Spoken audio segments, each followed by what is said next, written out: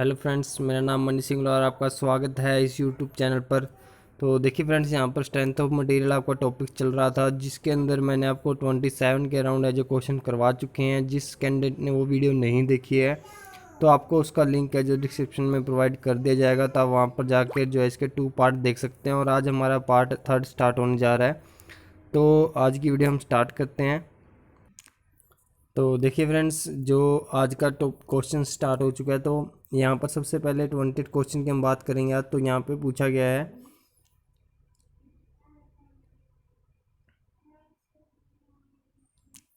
कि true stress represent the ratio. True stress, देखिए friends, यहाँ पर आपको जो कन्फ्यूज़न होने की ज़रूरत नहीं है कि ट्रू स्ट्रेस पूछा गया है। तो आपको जो एग्जैक्ट बस इतना याद रखना है कि स्ट्रेस का फॉर्मूला क्या होता है। स्ट्रेस इज इक्वल टू होता है P/A, यानी कि लोड अपॉन एरिया।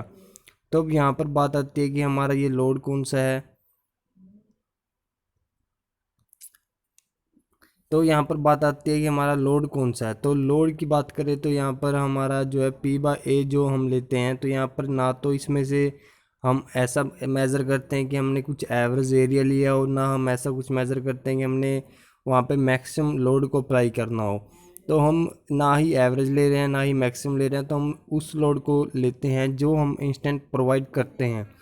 जितना लोड हम अप्लाई करते हैं किस एरिया के ऊपर वो एक्ट कर रहा है, तो वहाँ से हम स्ट्रेस निकालते हैं। तो इसलिए यहाँ पर अपना आंसर आता है इंस्टेंटेनियस लोड, और वो ही एरिया होगा आपका। तो उसके अकॉर्डिंग है जो यहाँ से आंसर निकलता है। उसके बाद बात करते हैं the area under the stress strain curve के अंडर में। स्ट्रेस स्ट्रेन के कर्व के अंडर में जो है आपको एरिया बताना है। तो एरिया ये कहाँ से निकलेगा, तो आपको स्ट्रेस स्ट्रेन कर्व के बारे में अगर नहीं पता है तो मैं आपको बता देता हूँ। ये आपका रिलेटेड आता है मॉडुलो ऑफ रेजिलेंस से, यानी कि जिसे हम MOR से डिनोट करते हैं। तो इसके अंदर एक ऐसा एक कर्व बनता है, तो उसके अंदर ये वाला होता है, जैसे ये स्ट्रेस हो गया और ये स्ट्रेन हो गया, तो इससे ये वाला एरिया होता है जो इसे बोला जाता है स्ट्रेस स्ट्रेन कर्व के अंडर में जो एरिया आता है यहाँ से निकलते हैं। तो अगर हम स्ट्रेस स्ट्रेन की टर्म में मॉडुलस ऑफ रेजिलेंस की बात करते हैं, तो वहाँ से हमारा निकलता है जैसे 1/2 इंटू स्ट्रेस इंटू स्ट्रेन। तो हम यहाँ से ऐसे करके जो है वो निकालते हैं।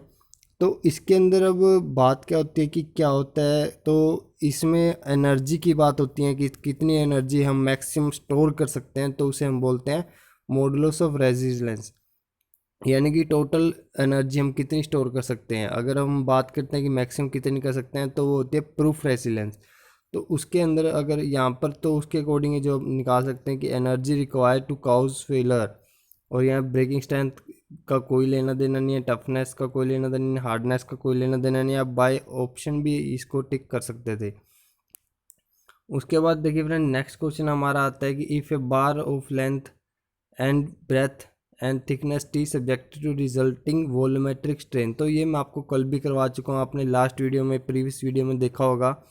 तो वहाँ पे वॉल्यूमेट्रिक स्ट्रेन की बात की थी। वॉल्यूमेट्रिक स्ट्रेन का मैंने आपको फार्मूला बताया था, σx plus σy plus σz divide by young modulus into में 1 - 2 म्यू, जिसमें मैंने पोइजन रेशियो की आपके वैल्यूज़ बताई थी और पोजिशन रेशियो का फार्मूला भी बताया था। तो यहाँ से हम जो है एग्जैक्टली इसको वॉल्यूमेट्रिक स्ट्रेन को निकाल सकते हैं। ये आपसे सिर्फ यहाँ पे फॉर्मूले की बात की गई है, तो यहाँ पे आपको सिर्फ फॉर्मूला बताना था, इसलिए मैंने ऑप्शन है जो वो कट कर दिए थे। अगर आपको इससे रिलेटेड कुछ भी पूछा जाता है यूनी एक्सेल के अंदर, मैंने आपको बताया था वाई और जेड जीरो हो जाते हैं, सिर्फ एक्स की वैल्यू रह जाती है।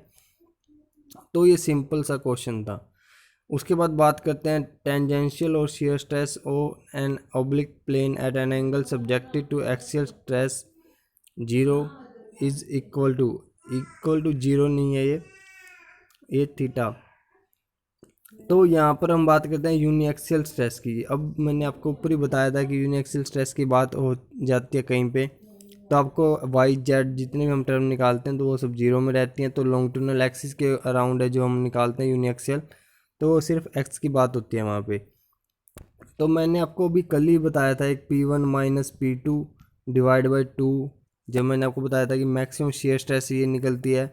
तो हम यहाँ पे σ1 - σ2 ये टर्म में ले लेते हैं, तो σx divide by 2 minus σy होगा, वो जीरो हो जाएगा।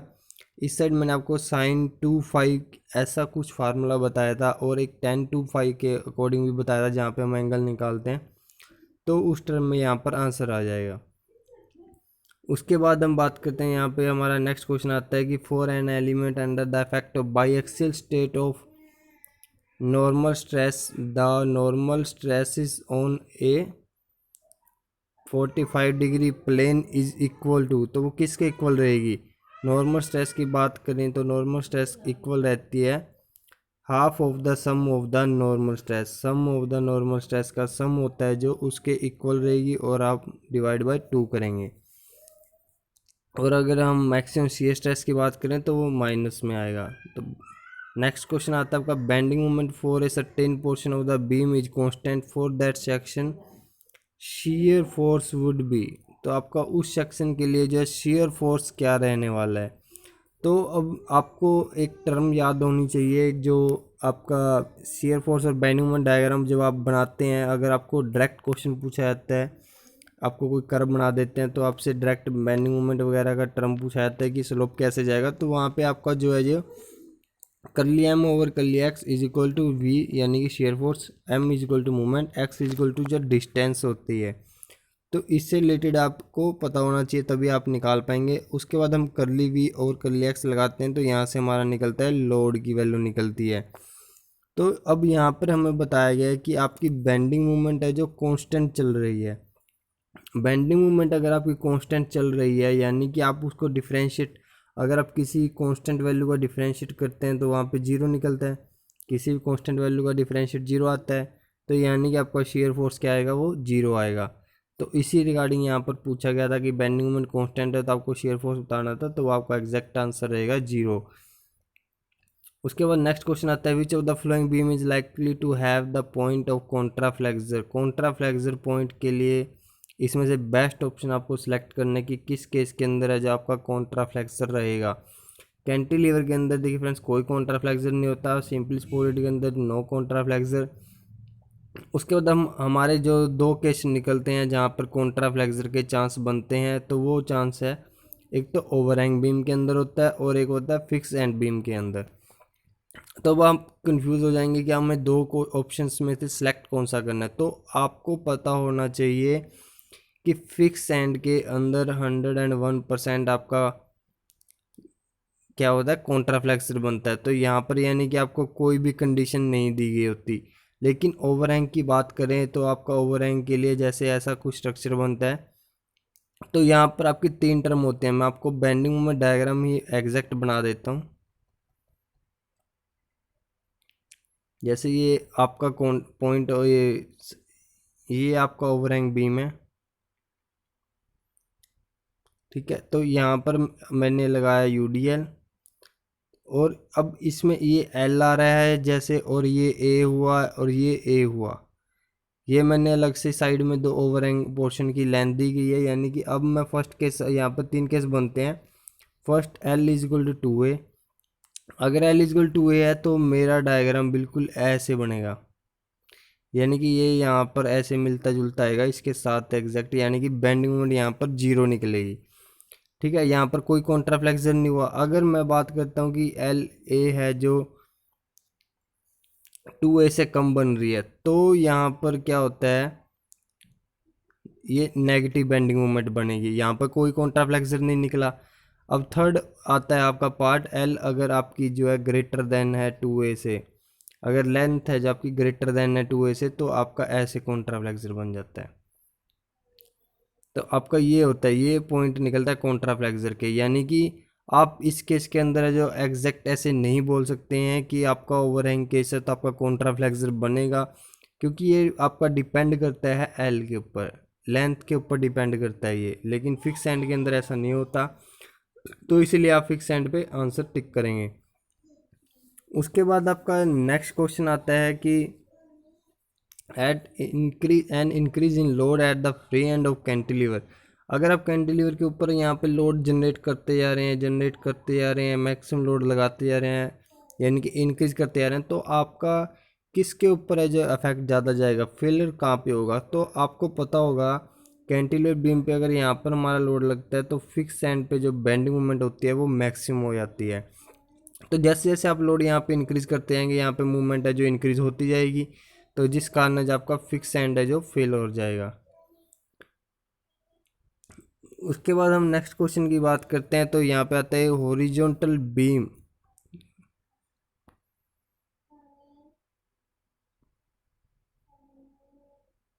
A horizontal beam with square cross section is simply supported with the side of square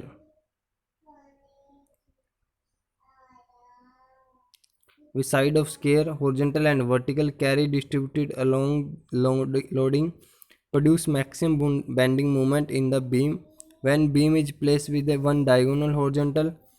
यानी कि ये कहना चाह रहा है कि जैसे हमें एक बीम लिया, ये ऐसा रखा हुआ है और एक हमने रखा हुआ है ऐसे, एक डायगोनल है और एक हॉरिजॉन्टल है। उन दोनों की साइड्स हैं, ए है, इसकी साइड से है, इसकी साइड इक्वल हैं, इन सब की साइड हैं जो इक्वल हैं। तो अब यहाँ पर हमें बेंडिंग मोमेंट का रेशियो निकालना है। बेंडिंग मोमेंट का तो मैंने आपको कल ही ये वीडियो में बताया था। अगर आपने वो वीडियो नहीं देखी है तो आपको लिंक है जो मैंने दिया हुआ है, तो आप वहाँ पर जाके इस वीडियो को जरूर देखिएगा। आपको मैंने एक ये बताया था, stress over y is equal to M over में I is equal to E over में आर। अगर जिस कैंडिडेट को ये वीडियो याद नहीं हो रही है तो आप इसको याद करिएगा। स्ट्रेस ओवर वाई यानी कि हम स्ट्रेस क्यों लें, वाई वी गिव स्ट्रेस। तो उसके अलावा वाई यू टेक स्ट्रेस, और उसके अलावा इंजीनियर ई ओवर में आर, ये मैंने अपने नाम से याद किया हुआ है, मनी सिंगला, एम ओवर में आई। तो आप इसको इस ट्रिक से किसी भी तरह से आप याद रखिए। इस इक्वेशन को जब बहुत सारे न्यूमेरिकल हैं जो आप सोल्व कर सकते हैं, आपको directly proportional to width, depth, height, मैंने आपको कल 3 रिलेटेड इससे बताए थे, तो वो सॉर्ट आउट होंगे। और बेंडिंग मोमेंट का रेशियो भी यहाँ से जस्ट सॉर्ट आउट होगा। तो मैं आपको बता देता हूँ कैसे होगा। तो आपको क्या करना है, इसको आप छोड़ दीजिए, इसको ड्रॉप आउट कीजिए, इसको कोई ज़रूरत नहीं है लेने की। तो आप यहाँ पे stress over Y, M over Y, M को आप यहाँ से निकालिए, एम इज इक्वल टू आप निकालते हैं तो सिग्मा ओवर में वाई इंटू में आई आपका निकलता है। तो आई और वाई से हम यहाँ पे निकाल लेंगे, तो दोनों क्या होते हैं। अब आपको पहले इनका फिगर बताऊंगा मैं निकाल के। तो जैसे आपने ये निकाला, इसका आप वाई निकालते हैं तो a/2, क्योंकि साइड ए थी, और आप इसका निकालते हैं तो ये वाली साइड अगर आप पाइथागोरस थ्योरम या जो इंक्लाइंड वाली लगाते हैं तो यहाँ से ये आपका आएगा 2√a, और जब आप किसका y निकालते हैं तो वो हो जाएगा डिवाइड बाय 2।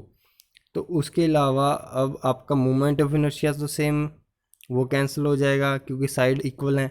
तो साइड इक्वल होने के कारण वो कैंसिल हो जाएगा। तो आपका m ओवर में m यानी कि m1 ओवर में m2 इज इक्वल टू,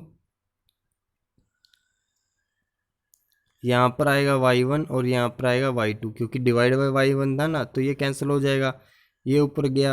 अब हॉरिजॉन्टल आपने फर्स्ट नंबर पे रखा है और डायगोनल सेकंड पे, क्योंकि इन्होंने बोला है, तो इनके अकॉर्डिंग आप वो निकाल लेंगे। तो यहाँ पे √2 आपका जो है आंसर आ जाएगा, तो आप वो निकाल लीजिएगा।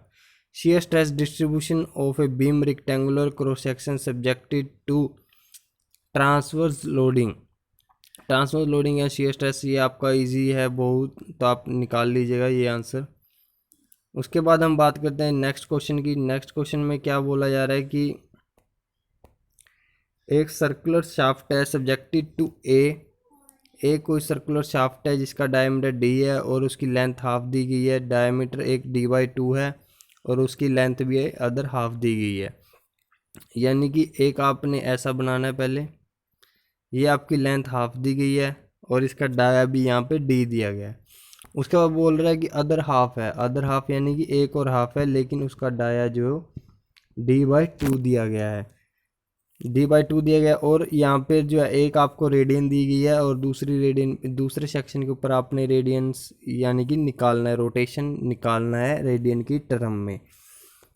रेडियन की टर्म में आपने जो है रोटेशन निकालना है। तो मैंने आपको एक फॉर्मूला बताया था, tau divide by R is equal to G theta divide by L is equal to T और में आई पी कह सकते हैं आप और जे भी कह सकते हैं, यानी कि polar movement of inertia. Polar movement of inertia निकाल सकते हैं जी थीटा बाई एल। और यहाँ से अब आपको क्या करना है, कंपैरिजन आपने करना है। आपको रेडियन में आप यहाँ से समझ जाइए, रेडियन है यानी कि थीटा है, थीटा इसमें है। और अब आप अदर टर्म देखिए कि यहाँ पर डी की बात हो रही है, डी की बात हो रही है यानी कि एरिया या मूवमेंट ऑफ इनर्शिया, या फिर आप स्ट्रेस निकाल सकते हैं लोड बाय एरिया। तो इन 3-4 टर्म में से अब आप देखिए कि आपको यूज़ कौन सी करनी है। तो आप कौन सी यूज़ कर सकते हैं इसके अंदर, तो आपको करना होगा ये आईपी वाला टर्म। तो आईपी वाला टर्म आप जब यूज़ करते हैं तो यहाँ से आपने थीटा निकाल लेना है, θ1 डिवाइड बाई, एक सेकेंड, सॉरी फ्रेंड्स, वो थोड़ा अलार्म का मिस्टेक हो चुका। तो देखिए फ्रेंड्स, यहाँ पर मैंने अभी आपको फॉर्मूला जो लिखा था तो मैं आपको दोबारा लिख देता हूँ। तो अब यहाँ पर हम निकालते हैं θ1 डिवाइड बाई θ2 इक्वल हम करते हैं आईपी, यानी कि पोलर मूवमेंट ऑफ इनर्शिया, और यहाँ पर हम लेते हैं हमारे फर्स्ट सेक्शन का, ये हमने लिया। बाकी आपका जो सब टर्म है जो इक्वल रहने वाली हैं, सिर्फ यहाँ पे डाई का चेंज है तो इसलिए polar movement of inertia change होगा, तो इसलिए वो सब है जो मैंने कैंसिल आउट कर दिया है, क्योंकि हमें और उनसे कोई मतलब नहीं है। तो अब आपको पोलर मूवमेंट ऑफ इनर्शिया का फार्मूला याद होगा, पाई डी ओवर में, पाई डी की 4 ओवर में 32। ये कहाँ से है, पहले आपको वो पता होना चाहिए movement of inertia. Movement of inertia क्या होता है, पाई डी की 4 ओवर में 64, ये होता है ना। Polar of movement of inertia होता है परपेंडिकुलर की टर्म में। परपेंडिकुलर टर्म में हम कैसे निकालते हैं, पाई डी की 4 ओवर में 64, इसको ऐसे प्लस करते हैं, यहाँ से प्लस करने के बाद आपका रिजल्ट है जो ये रिजल्ट आता है। तो यहाँ पे आपको ये कंसिडर करना होगा ओनली।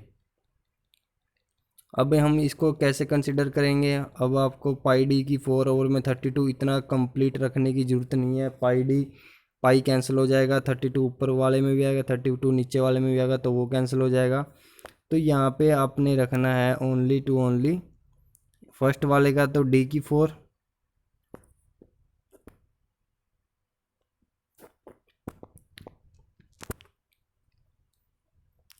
यहाँ पे रखना आपने डी की 4, ऊपर वाले में डी बाई 2 है क्योंकि डाया आपका हाफ और है, तो वो 4 यानी कि डी की पावर 4, और ये हो जाएगा आपका 16। तो ये आपका ये कैंसिल हो जाएगा, डी की 4, ये 16 यहाँ पर आ जाएगा। θ1 आपको 0.1 गिवन है, θ2 आप यहाँ पे ले जाइए और यहाँ से 16 को उठा के आप यहाँ पे मल्टीप्लाई कर दीजिए, तो आपका 1.6 एग्जैक्ट आंसर आ जाएगा रेडियन की टर्म में।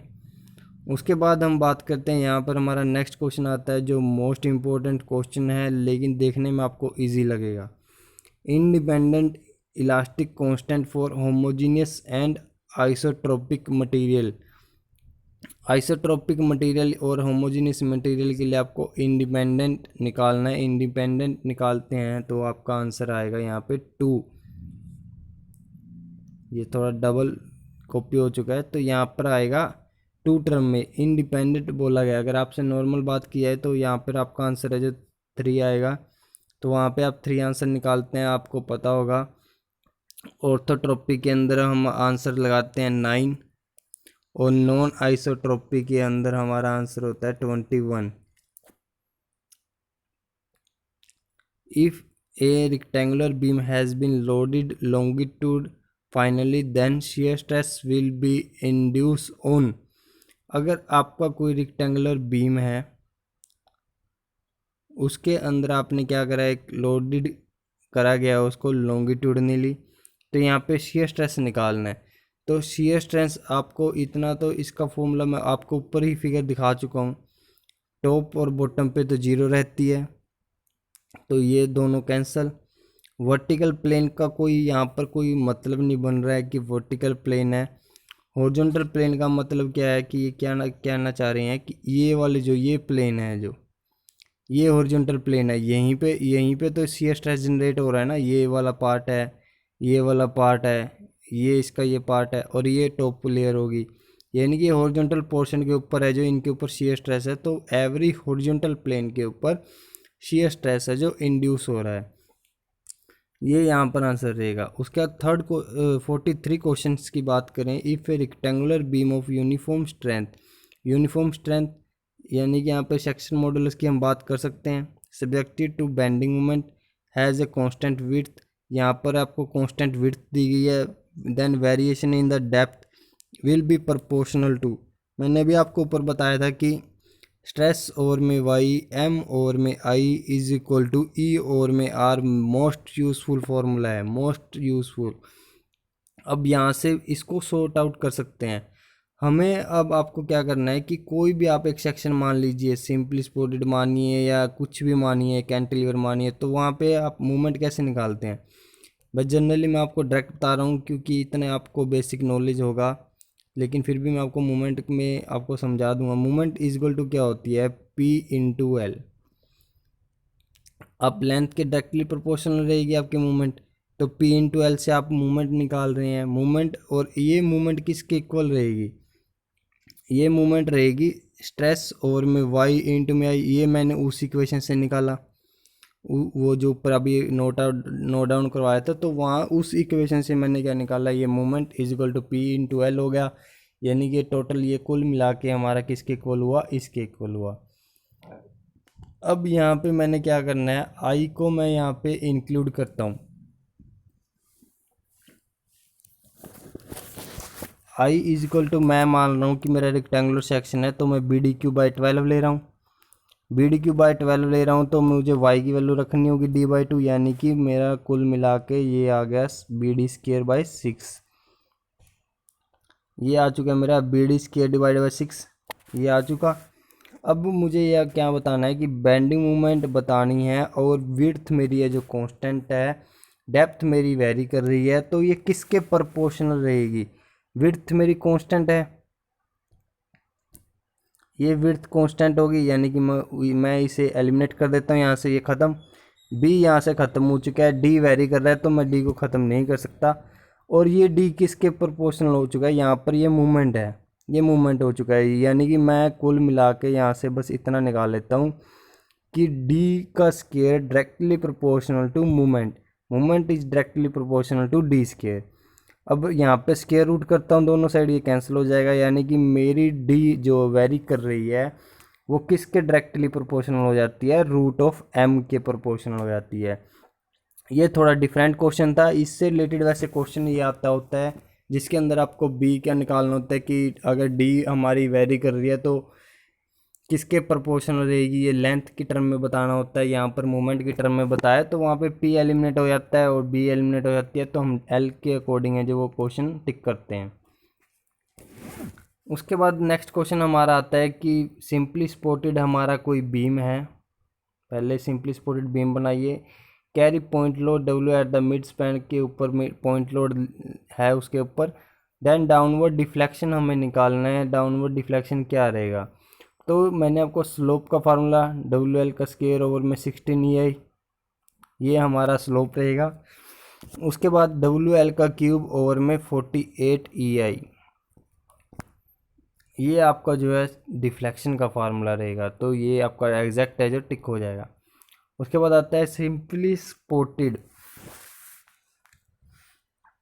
ये छोड़ दीजिएगा आप। उसके बाद आता है next question, cantilever beam of effective length carry UD carry load W at the free end then maximum deflection. Cantilever beam के अंदर यहाँ पे मैक्सिमम डिफ्लेक्शन पूछा गया है और एक यहाँ पे पॉइंट लोड लगा दिया गया है, तो डब्ल्यू एल का क्यूब ओवर में 3 ई आई।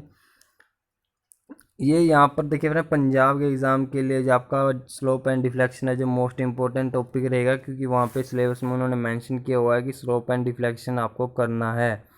तो स्लोप एंड डिफ्लेक्शन में आपसे यही हैं जो 4-5 फार्मूले हैं जो पूछे जाएंगे, और इनसे रिलेटेड हो सकता है कि आपसे न्यूमेरिकल भी दे दिया जाए।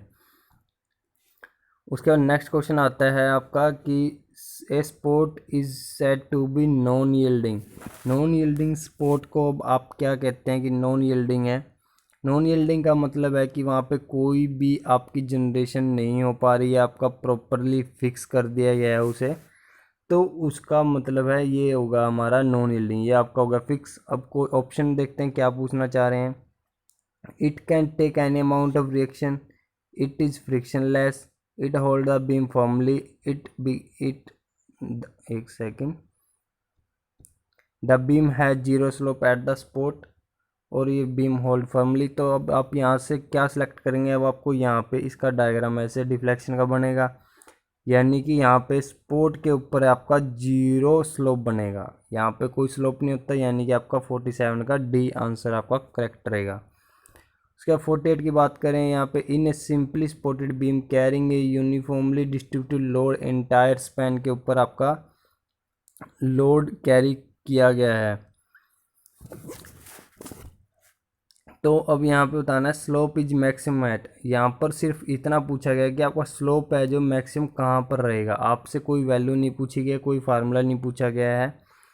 तो अब आपको मैं बता देता हूँ ये डायग्राम बना के, जैसे ही आप सिंपली सपोर्टेड का ये बीम ये बनाते हैं तो यहाँ पे आप डिफ्लेक्शन निकालते हैं, तो मैक्सिमम स्लोप है जो यहाँ पर निकलता है, यहाँ पे कोई मैक्सिमम स्लोप नहीं निकलेगा, तो आपका एंड स्पोर्ट पे जो है मैक्सिमम स्लोप निकलेगा। नेक्स्ट क्वेश्चन आता है आपका,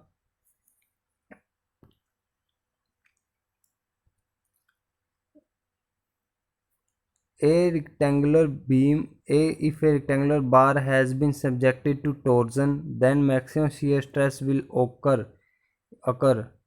a rectangular bar has been subjected to torsion, कोई rectangular bar है जिसके ऊपर टॉर्जन लगा हुआ है, और वहाँ पर अब आपको बताना है कि मैक्सिमम shear स्ट्रेस है जो कहाँ पर आएगी।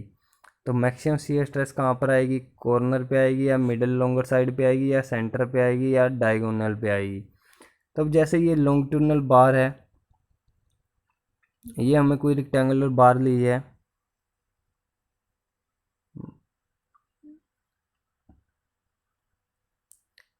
ये रेक्टेंगुलर बार ली है हमने, 3D सेक्शन है ये हमने रेक्टेंगुलर बार ली और इसके ऊपर हमने लगाई है टॉर्क। टॉर्क लगाने के बाद अब हमें बताना है कि कहाँ पर है जो मैक्सिमम जो है शियर स्ट्रेस आएगी। तो शियर स्ट्रेस आती है हमारी मिडल ऑफ लॉन्गर साइड पे, लॉन्गर साइड के मिडल पे हमारी क्या होगी, शियर स्ट्रेस आएगी। अब नेक्स्ट में बात करते हैं, क्या पूछा गया है कि if a solid circular shaft has been subjected to pure torsion movement then maximum ratio of shear stress to maximum ratio of normal stress. तो ये टॉपिक रहेगा होगा प्रिंसिपल ऑफ स्ट्रेस से। तो यहाँ पर मैक्सिमम शियर स्ट्रेस और normal stress का रेशियो बताना है आपको। तो अब आपने क्या करना है कि ratio of maximum shear stress यानी कि 16T और में पाई डी क्यूब, और अगर यहाँ पे नॉर्मल स्ट्रेस यानी कि बेंडिंग स्ट्रेस का फार्मूला आपको बताया नहीं है अभी क्योंकि ये टॉपिक आया नहीं था। तो 32M ओवर में पाई डी क्यूब ये फार्मूला रहेगा आपका। तो अब मैं इनका रेशियो निकालता हूँ यानी कि डिवाइड बाय, तो ये से ये कैंसिल हो जाएगा, m से t ये नहीं कैंसिल होगा तो t/m रहेगा, ये हो जाएगा 1/2 यानी कि आपका क्या रेशियो निकलेगा, वो 1:2 है जो इसका एग्जैक्ट आंसर रहेगा। इसके बाद नेक्स्ट क्वेश्चन आता है आपका, a column with highest equivalent